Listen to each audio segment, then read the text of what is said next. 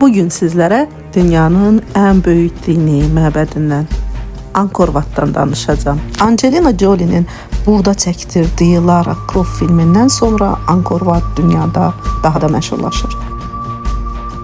Həm Hindu, həm də Buddist məbədi olan Angkor Vat tarixi 12-ci əsrə aiddir. Böyük Khmer imperiyasının paytaxtı Angkor şəhərində salınmışdır. Saat 5'te durmuşuq. Gedirik Angkor Vat'a. Biletimizi aldıq.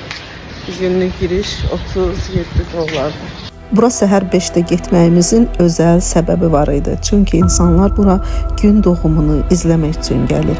Xüsusilə mart ayının 21-22-si ərəfəsində günəş tam Angkor Vat'ın arxasından doğur və çox gözəl mənzərə yaranır.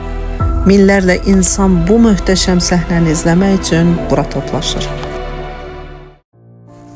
Angkor Vat ərazisində 72-dən çox məbəd var.